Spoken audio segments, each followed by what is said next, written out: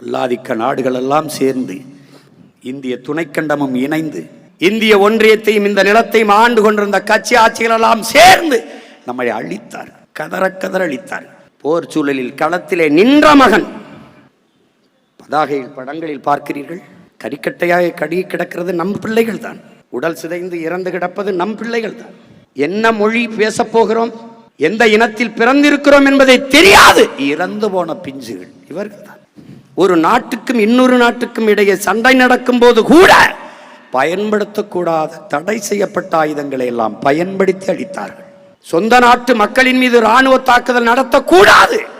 Syria மீது நடக்கும்போது America Russia உள்ள வருது, எப்படி இராணுவ தாக்குதல் நடத்தினார்? நம் மீது தடுத்துவது. அவர்கள் எல்லாம் துணை நின்றார்கள், கேட்க வரவில்லை.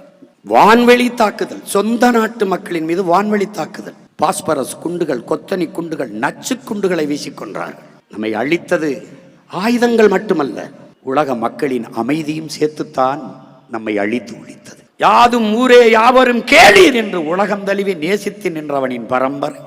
ஒரு அயலான்கிற ஒரு சிறுவன் கடற்கரையில் செத்து ஒதுங்கினான் என்பதற்கு உலகம் பதறியது, கதறியது, கண்டித்தது, துடித்தது. அதே வயதை ஒத்த என் தம்பி பாலச்சந்திரன் முன்னாடி உட்கார வைத்து நெஞ்சிலே 5 குண்டுகளை பாய்ச்சி, ஒரு பிஞ்சு நெஞ்சிலே குண்டை பாய்ச்சி கொன்னு இறந்து கிடக்கும் போது உலகத்தில் ஒருவன் பேசல. இங்கே ஆட்சியில் இருந்தவர்கள், அங்கே ஆட்சியில் இருந்தவர்கள், மகனுடன் பேசுகிற உலக தலைவர்கள் ஒருவன் பேசல. ஏன்?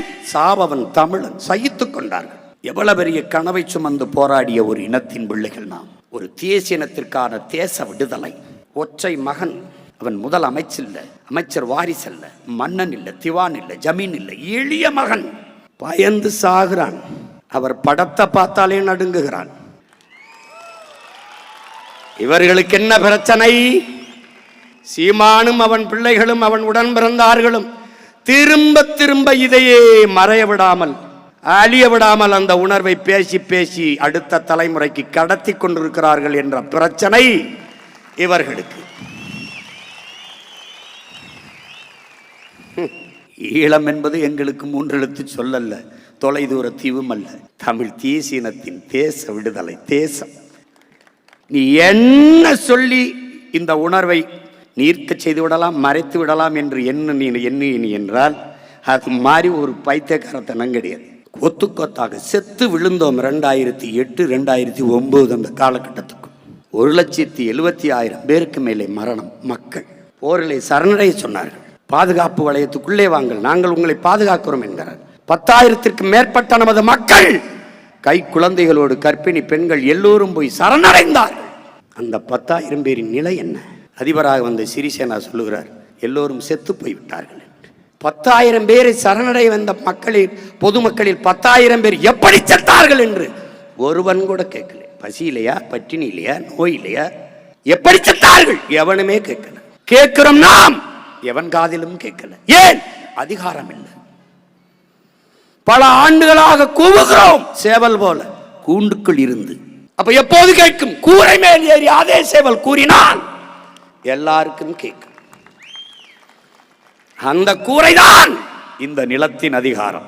அதற்குத்தான் இவ்வளவு அரும்பாடாட்சி களத்திலே தோற்றாலும் திரும்ப திரும்ப திரும்ப களத்திலே நிற்பதற்கு காரணம் அதுதான்.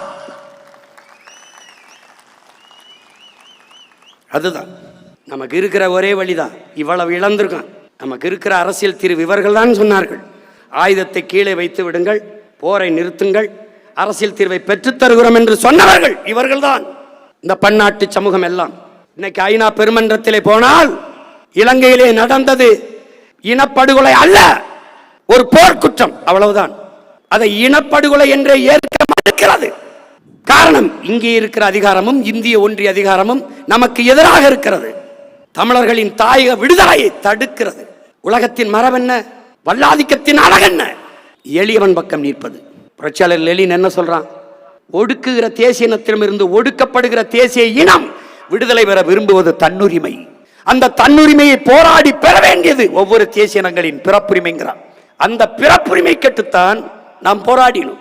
ஒரு வீட்டுக்கு மனமுடித்து வருகிற மணப்பெண் வாழ பிடிக்கவில்லை என்றால் மனமுறிவு கேட்டு செல்வதை அவ குடும்ப உறவை சிதைக்கிறாள் என்று சொல்வது எப்படிப்பட்ட பைத்தியக்காரத்தனமோ, அப்படி ஒரு தேசிய இனம் விடுதலை பெற்று பிரிந்து செல்ல விரும்புவதை பிரிவினவாதம் என்று பேசுவதும் அப்படிப்பட்ட பைத்தியக்காரத்தனம் என்கிறான். அப்படிப்பட்ட பைத்தியக்காரத்தை தான் பன்னாட்டு சமூகம் செய்கிறது, இந்திய பெருநாடு செய்கிறது. தன் கொடுமை. இனப்படுகொலை என்றால் படுகொலை செய்த இனத்தோடு படுகொலை செய்யப்பட்ட இனம் இணைந்து வாழ்வது என்பது சாத்தியமில்லை என்ற நிலை வரும். அங்கே தனித்தமிழில சோசலிச குடியரசு மலரும். அதனாலேயே இனப்படுகொலை என்பதை ஏற்க மறுக்கிறார்கள். இதே அதிகாரம் நம்மிடத்தில் வந்தால் எவன் மறுப்பான்?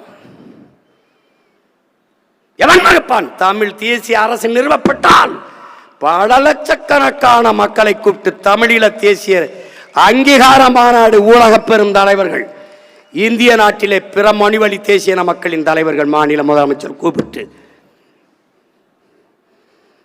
என் தாயக விடுதலையை ஆதரிப்பவன் எவன், எதிர்ப்பவன் எவன் எனக்கு சொல்லு. என்னோடு நிற்க போறது யார், எனக்கு எதிராக நிற்க போறது யார்?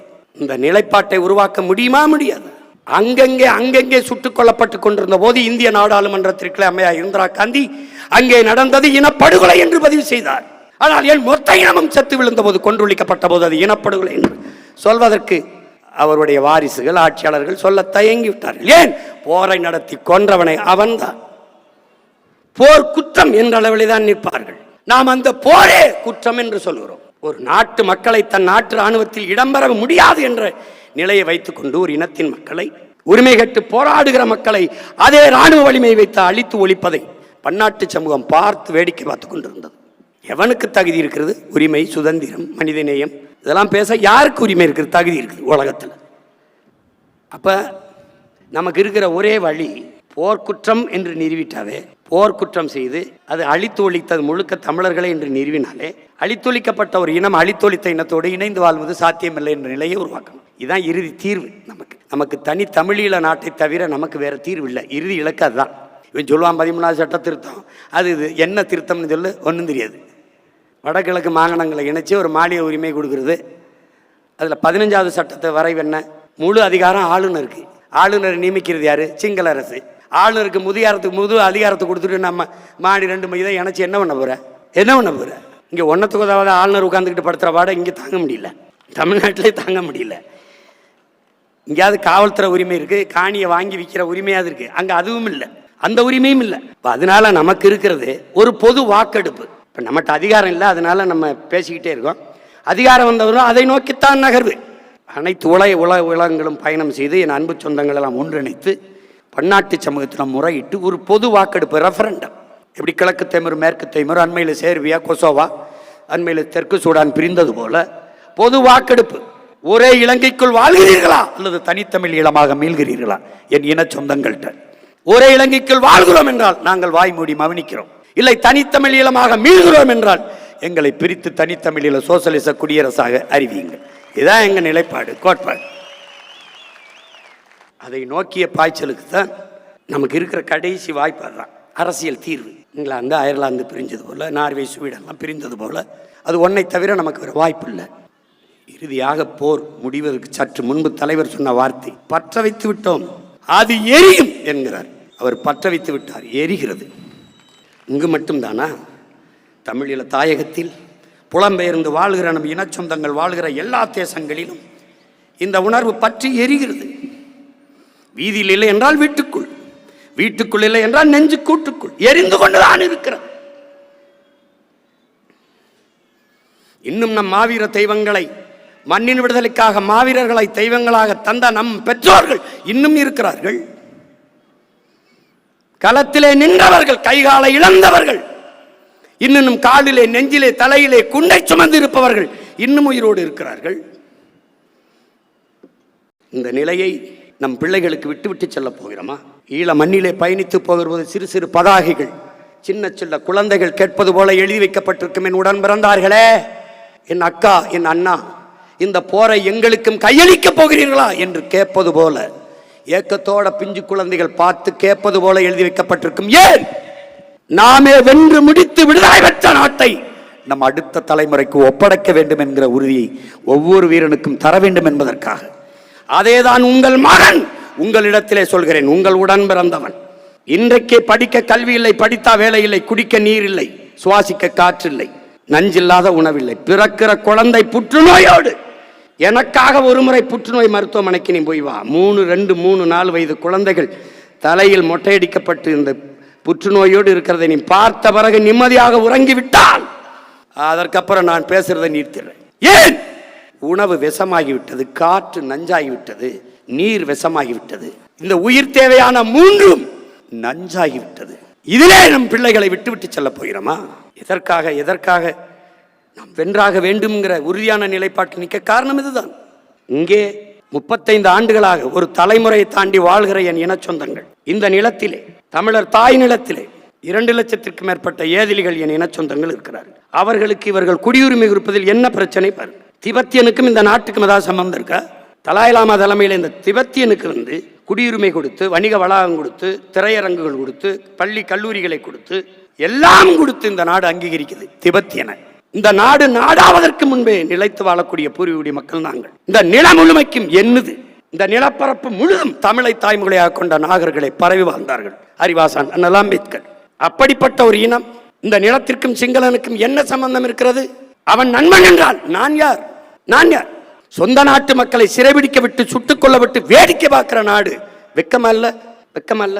குஜராத்தில் ஒரு மீனவனை பாகிஸ்தான் ராணுவம், கடற்படை ராணுவம் கைது செய்து கொண்டு வருவது விரட்டி போய் மீட்டுக் கொண்டு வர இந்திய கடற்படை ராணுவம் என் மீனவர்களை கைது செய்யும்போது வேடிக்கை பார்த்து நிற்க காரணம் என்ன? ஏன்னா தமிழன், அவனுக்கான அதிகாரம் நிறுவப்படவில்லை. இப்ப நிறுவப்பட்ட அதிகாரம் அவனுக்கானது இல்லை. இங்க சிக்கல் அதுதான்.